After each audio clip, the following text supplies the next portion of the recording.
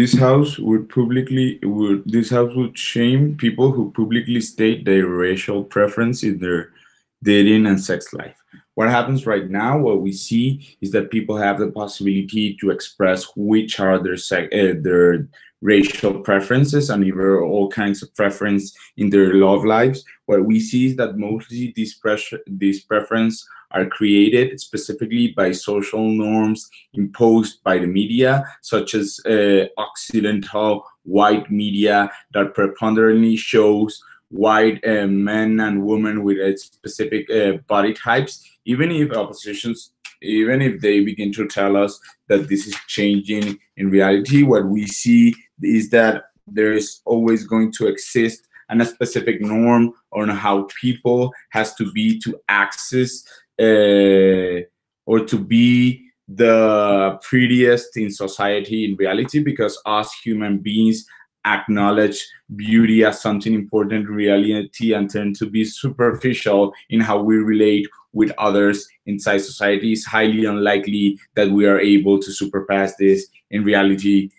Specifically, what we're going to prove to you from opening government is two things. Why specifically showing or stating publicly this racial preference is bad for people in general, on how this create unjust narratives in reality, but also how shaming it's capable of making people more conscious about this specific racial preference they might have created by the media. And even if it doesn't create this consciousness, it permits that people acknowledges or have more information to relate with others in reality, and what are these stereotypes that others have in reality. How does this shaming works? We believe that there's going to be some kind of list stated publicly in which people have the possibility to see who has stated a preference in reality, and which preference are those, and showing and explaining why stating those specific preference in reality is bad, and basically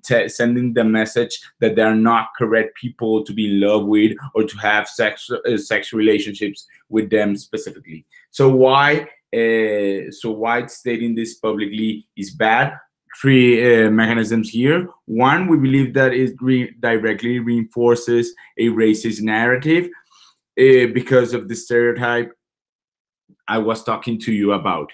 What happens in reality is that people create this specific stereotype based on this preference based on a stereotype imposed by the media, by modeling and fashion agencies that directly show specific types of body, and how this is reinforced in the media, in movies, in TV series, etc. What happens is that possibly people is going to express this specific preference in reality. What it's going to make is that it's going to be racist, even if in the future the norm is against white people. What happens in reality is that right now it's against black people or Asian people in reality. Secondly, we believe that this reinforces hypocritical fetishism. What we see right now is that even if some people tend to acknowledge that the black people or Asian people have specific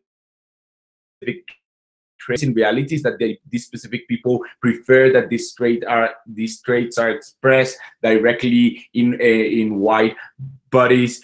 Specifically, what we see is that these affect those people that have those specific traits, because they're not going there, they don't have the possibility to be white in reality. And thirdly, we believe that this specific preference and expressing them is bad because it's inherently unjust. People don't have the possibility to choose the specific race they're going to be related with, or that specific traits they have in reality. Is nature and nature's lottery that selects them for them. Why this is important? We believe that this creates an even greater divide in which people are or likely to be discriminated by specific group of people who aren't capable of appreciating those specific racial preference in reality. But why do we believe that shaming has a possibility to change this in reality? When we shame someone, what we are doing directly is that we are telling them that what they're doing is wrong. we're not necessarily explaining them, but we're making them feel bad because of doing this specific scenario. What happens here are specifically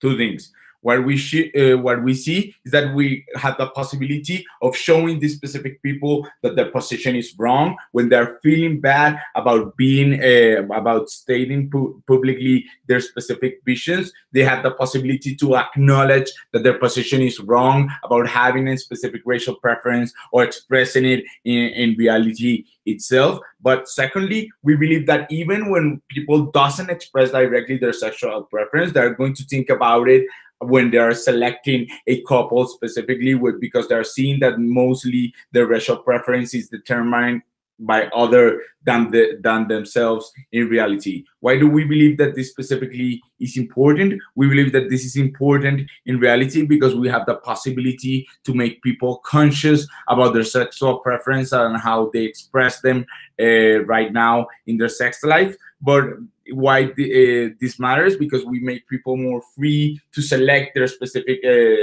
preference, but also we have the possibility of when we make these specific people feel bad, that they don't discriminate others, publicly stating the specific sexual preference and creating a narrative of division between this group of people. What we have proven to you from opening government is that inherently this specific statement of public statement of their sexual preference is unjust because people don't have the possibility to select their race or the traits that race comes with, but also how this creates an even greater divide within people who belong to the norm and people who doesn't belong directly to the social norm, and how shaming has the possibility of showing people how their position might be wrong, but also giving them the possibility to protect those who are being discriminated from this specific type of racism. Thank you very much.